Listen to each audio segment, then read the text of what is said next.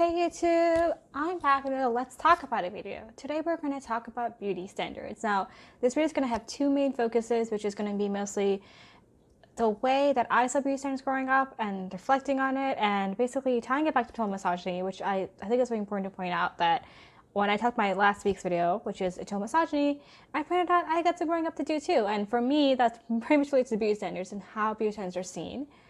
And we're also going to talk about media role. I don't really have a conclusion for this video or like a wrap up, but I'm gonna try my best to do it because I've recorded this once. So let's just get into it. Let's talk about beauty and the roles of beauty in society and the value that beauty has in society. So we know that in society, beauty is subjective, right? There's that saying, beauty is the eye of the beholder. So depending on which community or culture you're a part of, what's considered beautiful is different. On top of that, if you live in a Western society, which you are mostly surrounded by a very white dominant society, the things that the white dominant society finds beautiful is going to be the things that are going to be the standard, because most people are going to be fitting into that standard because that's the majority happening. So growing up for me, I didn't really know that there was a beauty standard, but I was able to recognize classmates and people around me who were considered more attractive because of having certain features. And because of that, I formed in my brain that a person who has X, Y, or Z is my enemy because I don't fit that standard. I know a lot of POC women are speaking on TikTok and Instagram about people would make fun of their big lips, people making fun of their big noses, but now those are big trends, right? These ethnic features that we have as people of color are seen as a beauty standard now because of media influences. The beauty standard has always been around. The other thing we should always mention too when talking about beauty is the fact that attractive people have something called pretty privilege. Now, I would argue that if you are a white person with pretty privilege, you're getting away with a lot more than a person of color with pretty privilege. Because once again, whiteness is that normal baseline of what we find attractive or what is considered attractive in society. So take a young girl with pretty light eyes and maybe lightish brown, chestnut, blonde hair, right? She's probably going to get away with more attractive. She's probably going to get away with a lot more things than a friend of hers who may not be as attractive or may actually just be ugly because of how we value attractiveness. I'm pretty sure in psychology it's called the halo effect, where like if you see someone who's super attractive, like to you or like generalized normal, you're going to let them get away with a lot more things because you're going to see them as a better person. We somehow equate prettiness and attractiveness to being a better person, to being someone who has more value and worth, and someone we want to listen to. And this is all by physical appearance. So we're not really looking beyond that. I can tell you that growing up as a woman of color, I did not feel attractive, even though I knew I had features that my community itself, the Indian community, would find attractive, right? Like I've got the eyelashes, I've got that nice lips, I've got those things that make me attractive. I still did not feel attractive because I was constantly comparing myself to my white classmates who fit into a Eurocentric beauty standard. Not to mention that these white classmates also had the parents and the money and the resources to do things I couldn't do, right? Like I think most Indian girls growing up, we really aren't taught how to shave or wax our eyebrows, and you hear stuff like, oh, you're so hairy, you've got lip hair. Like, okay, yeah, that's normalized, like everybody's got body hair. It's more prevalent in ours than in other females. And not bad, I'm just saying like mostly for a person of color, like, you know, with dark skin. So growing up as an Indian girl, like I remember I got my first eyebrows done when I was like 16, 17 years old for like prom or something. Before that, my mother was pretty much very into the idea that I wouldn't do these things. I also think the way that we view beauty and makeup and fashion, all those things depends culturally, right? Like I would say that for me, at least, with the type of mother that I grew up with, I wasn't allowed to wear makeup or have makeup until I got much older. I mean, I got my first makeup, like I basically went to my friends at CVS and was like, I'm gonna steal some stuff, and sorry mom, but like it happened. But unlike children today, teenagers today, I wasn't handed makeup. I didn't have somebody training me. My mom doesn't wear makeup and she's beautiful, and to me, opinion-wise. But it's the people are growing up around. I also think subconsciously, somebody who works in education, I can tell you straight away, that it's interesting because we're taught, you know, how to talk to children, and there's so many like trainings I've done where they feel like, don't compliment a kid on their shoes because physical appearances and stuff. We got to go deeper. But sometimes as an adult, like, it's just easier to be like, oh, you look really cute today. Oh, I like your shoes today. And to help raise a child's self-esteem. At the same time, I can recognize why this is problematic, because even for young children who fit a beauty standard or have attractive features, right, physically, it's important for them to recognize that they're more than just their features. Being attractive and not attractive, because their peers are listening in on it, right? So if you keep telling this same child over again, oh, you're so pretty and so cute and so wonderful, you could never do the bad thing, the other girls in the classroom, other boys in the classroom may hear that and say, oh, maybe I'm not that attractive and pretty, and maybe I am the horrible person, and maybe my nose is too big, and maybe my ears are too big. Whatever it is, they're noticing those things, and they may not say it to you, but they're noticing those things. And I think it's such critically important to find out, to acknowledge sometimes we have our own biases, even towards kids and people and other adults that we find fit the beauty standard more attractive. So, in conclusion, the beauty standard exists. Beauty is subjective. I had into a misogyny towards people with certain hair colors because I thought that they were considered more attractive because I could never be like that, which that was a weird competition inside my head, right? Going back to last week's video. About is the role that media plays in this, right? So, like, it's not just parents and adults and other people and peers in their life saying or doing or treating attractive people a certain way. It is media and the information that we get. So like I told you, I was 16 years old when I started doing makeup, and the makeup done today, like, this has taken years of expertise, and I'm not gonna lie, YouTube has helped. But when I was growing up, YouTube had just started. There wasn't many makeup artists, and if there were, they were mostly showing off trends that were, you know, for that time period. But I also didn't have the time or money or the interest, honestly, sit down and watch them. Like, I was like, okay, fine, whatever. And the difference is that I feel many teenagers today who are young children, 11, 12 years old, were spending time on YouTube and other places, were using those time to hone their skills. And I'm impressed by them, right? I don't want to name some of these makeup artists, but like, because some of them don't really need to be named. But I'm impressed by their skill and their effort, because they've taken this and started whole businesses and started whole careers, and that's amazing. And I'm always impressed by the tips and tricks I learned by people.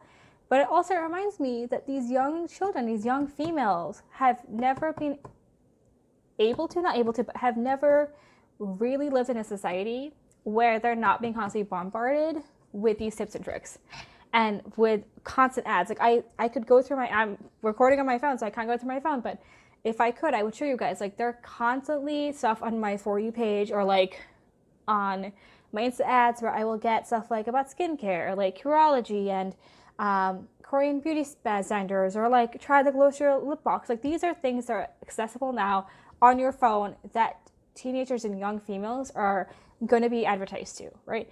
And the more you see that, and if you are already having a low self-esteem kind of day, and you already are seeing yourself not fitting a beauty standard and not being attractive, the more you see this, the more you see these things, you're like, okay, I have to get these things. I have to do these things, right? The other thing with media influence is that we know that beauty standards change. So when I was growing up, like, I am a 90s child. I hate saying 90s kid because I was a baby in the 90s, right? Like, I don't really remember the early 90s. I don't remember 92 and 93. I don't remember 94. I remember 99 at past. So during the early 2000s, you know what was fashionable and trendy and beautiful? Thin eyebrows.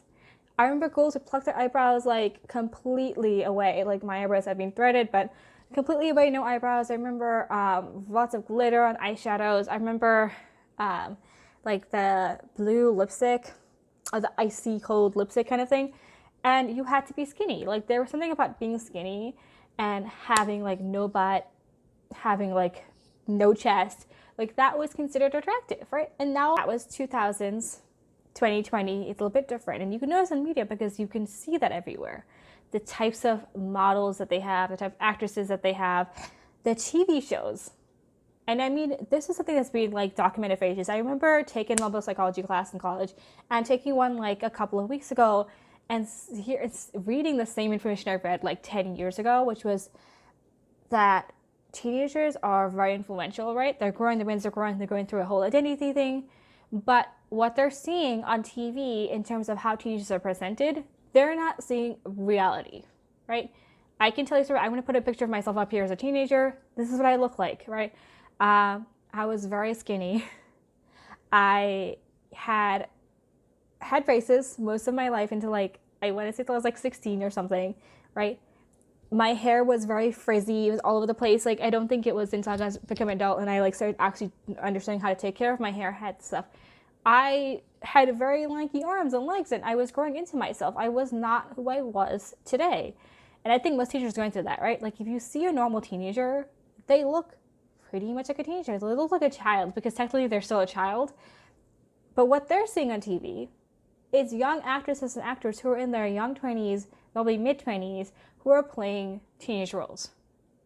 Whenever I was writing the script down for this, I was thinking about this. I also thought of Vampire Diaries. I thought of the Riverdale series. I thought of any teenage show, like, was it Friday Night Lights, where you have a high school where it's focused on Gossip Girl. It's focused on the popular kids, the rich kids, and, you know, these actresses and actors do not look like teenagers, right? Most teenage boys I know can't really grow a beard that well, right? They don't have a six-pack ab or muscles the way that a young man would have because he is growing up. And puberty-wise is probably the end of puberty, and I think most boys don't really develop till later, like past 18. I'm not a doctor, so I'm trying not to be like, this is the facts, but we've all seen it, right? Like, there's a difference between a 14-year-old boy and a 20-year-old man. And I think that for young men and for young women who are seeing these actresses and actors, they're getting the wrong idea of what they should look like and what they should be doing in terms of fitting into a beauty standard or being attractive and being valued.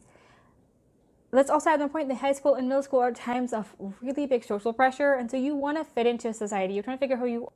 For teenagers, that's all going on. To have media and constant media at their fingertips, from social media to like actual TV shows telling them this is what's considered attractive, that's kind of dangerous. And here's the thing, we know about this. Like, it's like I said, I learned about this in college. I'm pretty sure as a teenager this is still happening. These are discussions happening for years. The difference is that we now have social media, right? There's so many brand campaigns I see all the time of like photoshopping things and being like things are filtered. Yet at the same time, we keep creating new filters. We keep creating new things. I took a break from social media for a month. I come back, right? And like everybody on TikTok is like, oh, look at this glow feature. And I'm just like, I look like an alien. And most people of color are pointing out we look like aliens. Most white people are like, I look okay. But then the most attractive people who are considered attractive by Eurocentric beauty standards are like, oh my God, I look so good like this, right? And so it's printing off this false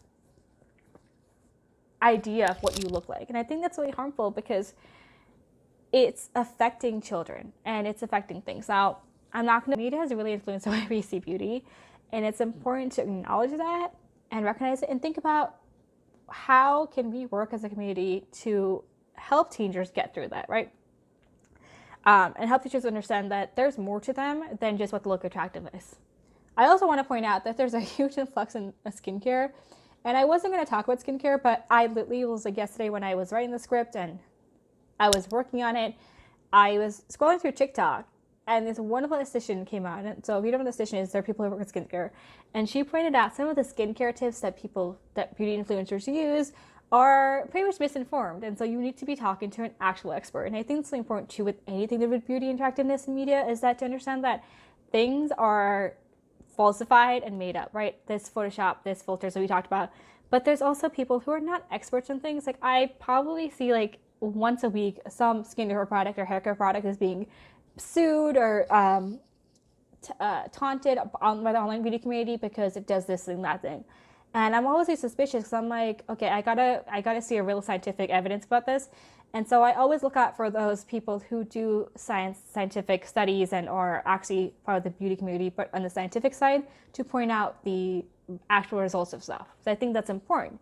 I think it's also important to listen to dermatologists and to talk to people in your own life. Like, I'm someone who has pretty much normal skin. I've never broken out, especially only time I ever broke out is when my periods, so I'm hormonal and stuff like that. I have those things. I understand my body, and I'm someone who doesn't wear much makeup. Like, I can tell you somebody right now wearing this makeup, I am so ready to take it off my face. Like, it's kind of ironic. I put on makeup for a beauty video, and I could have just done it by myself. Because I know most of my TikToks are me without makeup. So talk to somebody in your own life, talk to your actual dermatologist, get to know your skin. Don't go by stuff online and don't be fooled. And also understand that, like, just because you know how to make yourself look good in camera doesn't mean it'll always look good in real life, right? Like, we can agree on that part. So, in short, beauty standards are most simply like what the society that overall thinks is more beautiful. Attractive people get a lot more attention. It's called pretty privilege.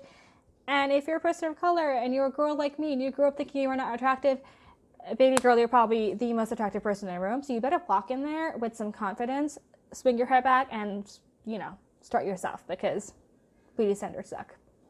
Oh, and what you see in media is basically made up. I will see you guys next Sunday for a new video. I'm going to try uploading every Sunday. I started work now. I'm starting from tomorrow. I'm super excited. But if you want to catch me in socials, they're down below, and I'll see you next week. Bye.